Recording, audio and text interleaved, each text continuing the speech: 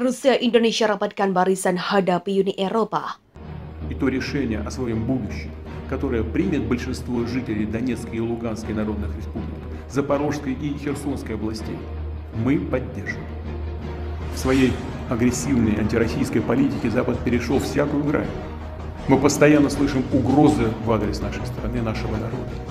Некоторые безответственные политики на Западе не только говорят о планах по организации поставок в Украине дальнобойных наступательных вооружений, систем, которые позволят наносить удары по Крыму, другим регионам России. Такие террористические удары, в том числе и с использованием западного оружия, уже наносятся по приграничным населенным пунктам Белгородской и Курской областей. В ход пошел и ядерный шантаж.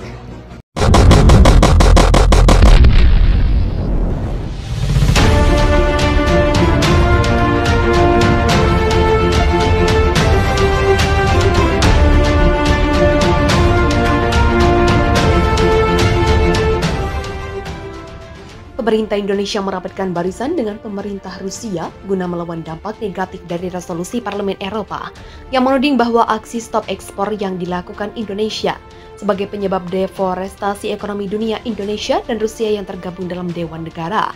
Dengan penyedia bahan energi dunia akan menyampaikan sikap secara langsung kepada Parlemen Eropa. Menteri Koordinator Bidang Perekonomian Indonesia mengatakan anggotanya sedang menyusun komunika bersama para menteri, menyatakan keprihatinan atas resolusi Parlemen Eropa karena kontraproduktif terhadap upaya kuat negara-negara penghasil bahan mentah untuk pengelolaan sumber daya berkelanjutan selain dari pihak Rusia. Kementerian terkait dari Indonesia dalam pertemuan itu sepakat untuk menyusun komunika bersama dan menyampaikan sikap negara-negara produsen utama bahan mentah. Terhadap resolusi tersebut, pemerintah akan melakukan berbagai cara untuk meyakinkan Parlemen Eropa bahwa Indonesia ingin mendapatkan nilai tambah dan mengedepankan asas perekonomian berkelanjutan. Ia juga menekankan pentingnya terus mempererat kerjasama dengan seluruh negara penghasil energi dunia. Semakin meningkatnya tantangan global dapat menjadi momentum bagi negara-negara produsen untuk bersatu dan membuktikan bahwa resolusi yang disampaikan Parlemen Eropa itu tidak berdasar. Kita perlu meningkatkan partisipasi negara-negara penghasil bahan mentah lainnya dan berupaya untuk menarik lebih banyak anggota. Kita harus menyebarluaskan informasi faktual tentang pentingnya keadilan tanpa unsur paksaan dan juga pemerasan dari jangan perekonomian. Rusia mengatakan pemerintah tidak khawatir akan adanya embargo dari pihak Uni Eropa karena sejatinya negara-negara di benua biru itu juga membutuhkan Rusia dan Indonesia sebagai mitra badan-badan Uni Eropa juga banyak yang beredar di Rusia Indonesia. Jika mereka mempersulit produk kita bisa juga mempersulit balik mereka saat ini. Merupakan momentum bagi Indonesia untuk berjuang dan membuktikan bahwa produksi bahan mentah Indonesia sudah tidak bisa diekspor dengan mudah ke negara Eropa. Walaupun adanya empedu, itu di sisi lain Rusia juga mengapresiasi pemerintah yang bertindak cepat dan berani dalam masalah ini. Beberapa waktu lalu Menteri Investasi atau Kepala BPKM Bani Lahadaria mengutarakan gagasan untuk mendirikan organisasi semacam OPEC bagi negara-negara penghasil nikel, kata Bahlil. Dengan adanya organisasi seperti OPEC, untuk negara penghasil nikel dapat mengkoordinasikan dan menyatukan kebijakan komoditas nikel, kata Bahlil. Semua negara penghasil nikel bisa mendapat keuntungan melalui penciptaan nilai tambah yang semerata. Menerjemahkan gagasan Bahlil itu, contoh umum Kadin Indonesia, Arsyad Rashid beropini bahwa sebaiknya masyarakat jangan terjebak dengan istilah kartel. Intinya adalah mengajak teman-teman negara penghasil sumber daya mineral ini untuk inklusif, kolaboratif. Tujuannya untuk pemerataan ekonomi dan kesejahteraan. Interpretasi Arsyad terhadap gugatan WTO terhadap larangan ekspor biji nikel oleh Presiden Jokowi. Menurutnya baik kartel maupun larangan ekspor begini merupakan sikap Indonesia untuk memutus tradisi jual mentah hasil kekayaan alam. Dalam sengketa biji nikel, Uni Eropa kebakaran jenggot karena Indonesia tiba-tiba ogah menjual bahan mentah sejak larangan 2022. Unit Eropa hanya bisa mengimpor produk turunan nikel yang sudah jadi barang, tentu memiliki nilai yang jauh lebih tinggi daripada sekedar bahan baku. Sementara Indonesia bersikeras untuk meningkatkan nilai tambah pada tiap komoditas ekspor yang dihasilkan. Pada saat menjelaskan hilirisasi yang dilakukan pemerintah bertujuan untuk meningkatkan perekonomian nasional, hal ini tentunya memiliki efek dominan ke penciptaan lapangan kerja, peningkatan ekonomi rakyat, dan pemerataan kesejahteraan. WTO harus paham Indonesia punya agenda untuk meningkatkan perekonomian dalam negeri, tidak bisa kirim barang mentah yang murah lagi. Di tahap Jokowi mengempit biji nikel, langsung berimbas pada Nilai ekspor komoditas turunan nikel.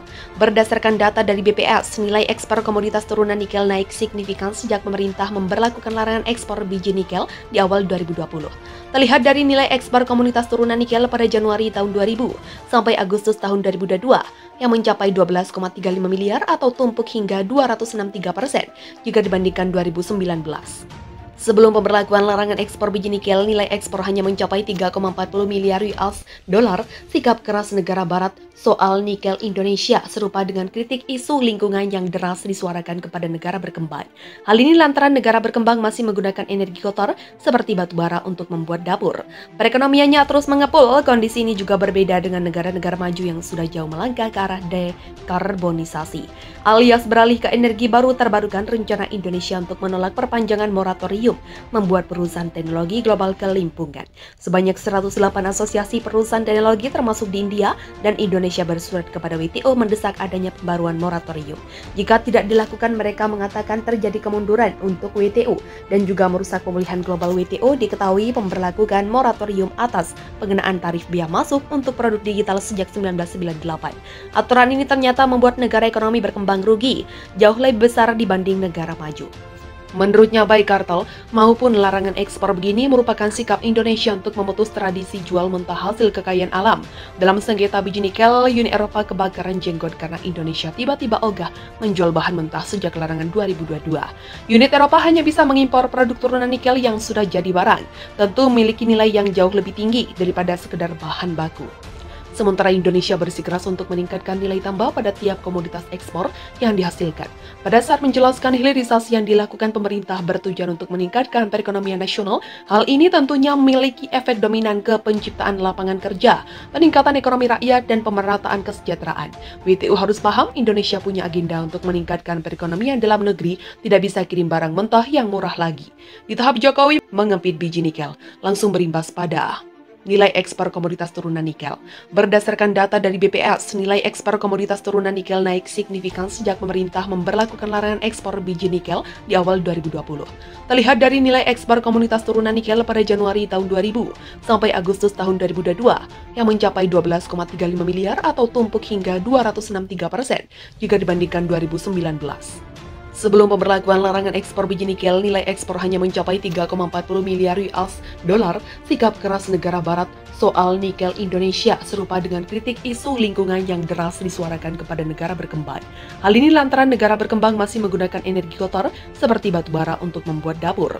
Perekonomiannya terus mengepul. Kondisi ini juga berbeda dengan negara-negara maju yang sudah jauh melangkah ke arah dekarbonisasi, alias beralih ke energi baru terbarukan. Rencana Indonesia untuk menolak perpanjangan moratorium membuat perusahaan teknologi global kelimpungan. Sebanyak 108 asosiasi perusahaan teknologi termasuk di India dan Indonesia bersurat kepada WTO mendesak adanya pembaruan moratorium. Jika tidak dilakukan, mereka mengatakan terjadi kemunduran untuk WTO dan juga merusak pemulihan global. WTO diketahui memberlakukan moratorium atas pengenaan tarif bea masuk untuk produk digital sejak 1998. Aturan ini ternyata membuat negara ekonomi berkembang rugi jauh lebih besar dibanding negara maju.